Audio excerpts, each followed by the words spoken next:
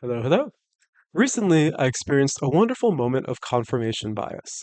I just met the accountant at my new workplace, and later I found out that he was a man of the cloth, heavily involved in his church. And the other man I knew who was an accountant was also heavily involved in his church, and he enjoys emailing me Bible scriptures unprompted and at random times. So, in my moment of confirmation bias, I asked, why are all of these accountants such religious Christians? And of course, it would be wildly irresponsible to make wide sweeping conclusions based off my sample size of two people, especially on my mathematics education YouTube channel. But imagine my surprise to learn that the history of counting is deeply based in Christian theology. Franciscan monk Luca Pacioli in 1494 penned a treatise on the double entry accounting method. And you can even find tons of content tracing the origins of modern accounting and modern capitalism back to the Christian Bible. All of that to say that I felt incredibly validated. My pattern recognition instincts feel like they're honed and sharp as katanas. Anyway, so that's all kind of relevant to today's video. This week we've been chronicling the history of the number zero from its ancient origins in India, inspired by a spiritual concept, to its adoption and spread to the Arab world and its much rockier adoption in Europe. Due to the power of more advanced mathematics, parts of Europe were hesitant to adopt the number zero.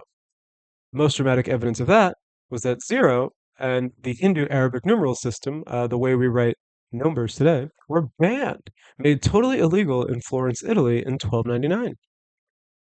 Brahmagupta, the Indian credited with discovering the use of zero as a number, is also credited with discovering the arithmetic properties of negative numbers. And though these concepts were met with apprehension in Europe, they did eventually get adopted. By the 15th century, these Indo-Arabic mathematical concepts were well established in Europe.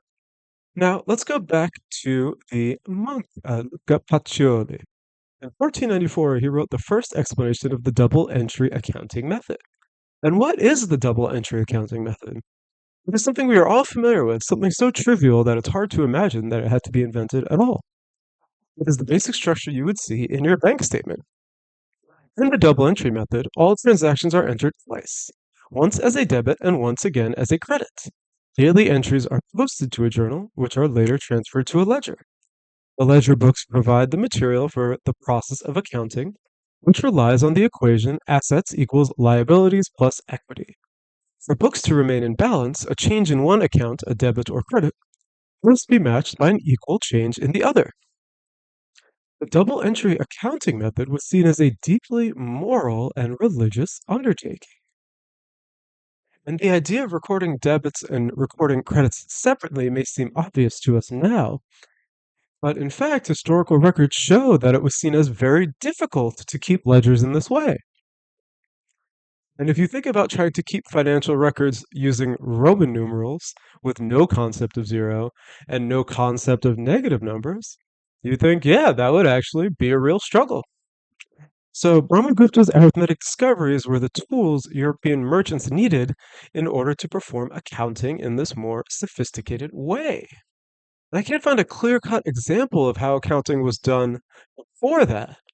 Kind of the gist of it was that merchants used their own type of record keeping, and the mathematics they employed were very representative of their philosophical and religious beliefs.